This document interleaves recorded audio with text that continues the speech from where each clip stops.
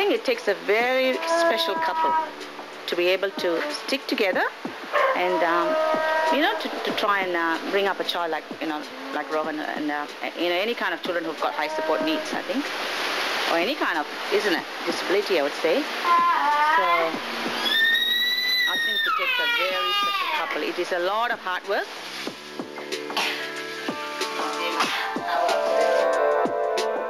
Some nights Nick comes home and, he doesn't get dinner because I've spent all afternoon cooking a separate meal for Alexander and a separate meal for Oliver.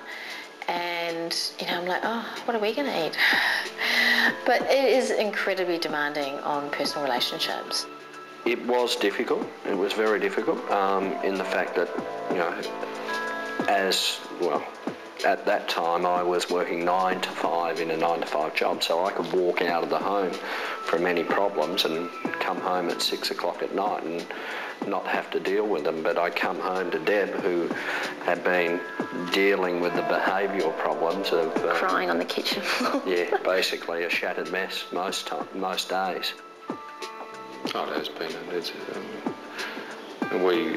We're church going, but we even found the pressures there that we felt embarrassed because our child, we can't control our child, and people don't understand why he can't understand a simple instruction and he can't settle, and so it is very distressing, and you do feel cut off from the rest of society because obviously it's still a minority illness and most children are normal, and of course you feel exceptional, and that's a centre like this you do. The other aspect is that we do feel a sense of comfort and acceptance that there are others like us, and the people, the staff here are so supportive and they give you hope.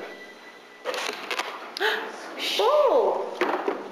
Parent-to-parent support and established parent-to-parent support is one of the key factors, I think, that parents need to be linked into just to keep them sane in some ways. And it's good, and they can also share their successes, so it's not just all negativity. But when you go and visit someone's house, like some of our parents visit each other's houses, it's lovely because you don't have to explain your child to that person either. I've got a 21-year-old autistic son. He's got one word he's coming out with. It's with females that he knows, going up and getting eye contact and saying, "Sex, please." Yeah.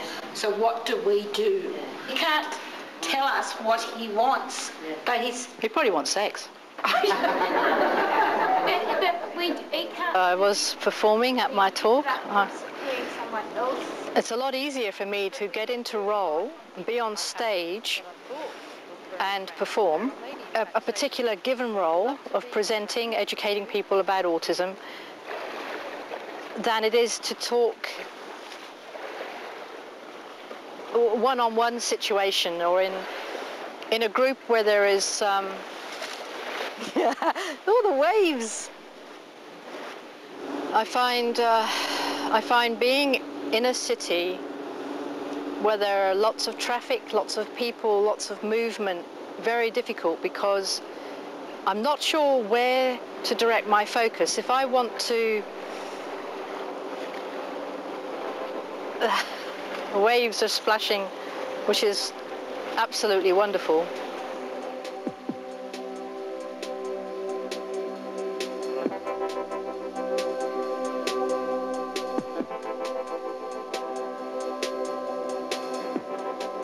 I live in Warrnambool, which is the largest town on the southern coast of Victoria in Australia.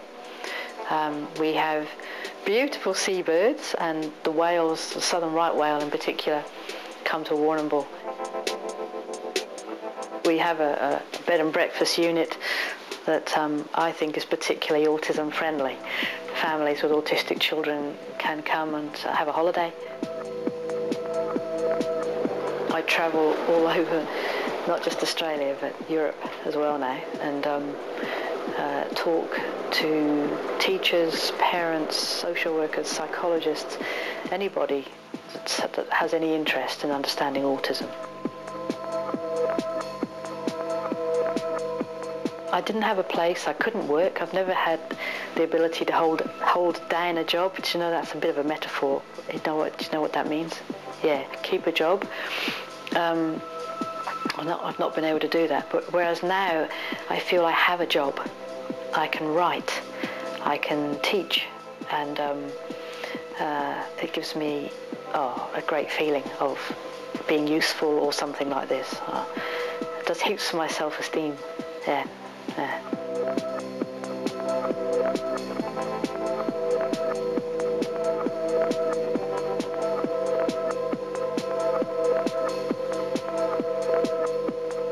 We are different people because of what we've experienced. I'm so much better as a parent than what I would have been had we not been through this.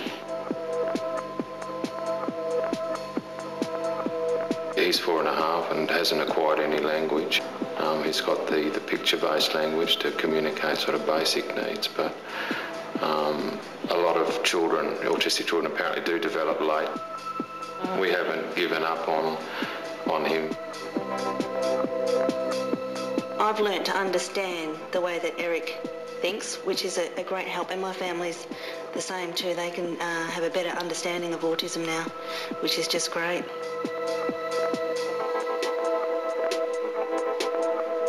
In the last 3 or 4 months, he has just made my heart surge because he's just been so much happier in his own right. From here on in, I think a lot of Oliver's future depends on how he takes it. It's looking very bright. He used to be much more aggressive around last year and the year before. He used to constantly pull my hair and, and hit me and things like that. But it's starting to get better now.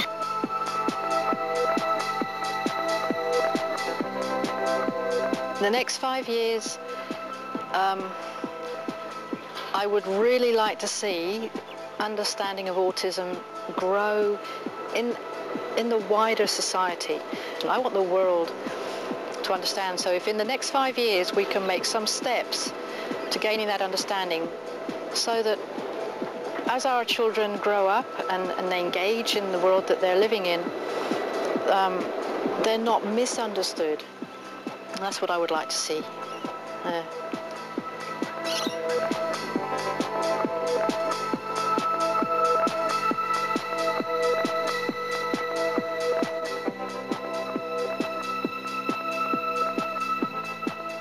I've got a dictionary of metaphor I'm writing at home for people with autism, which is it's quite interesting because you can explain, no, when he says pull your socks up, mate, he doesn't mean bend down and pull your socks up. And the little person says, well, why does it say it then? It's a metaphor. It's a metaphor.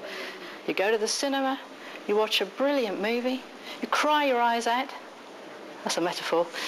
And you ring a mate the next day and you say, oh, I watched this beautiful movie, I was moved, even though you didn't leave your seat.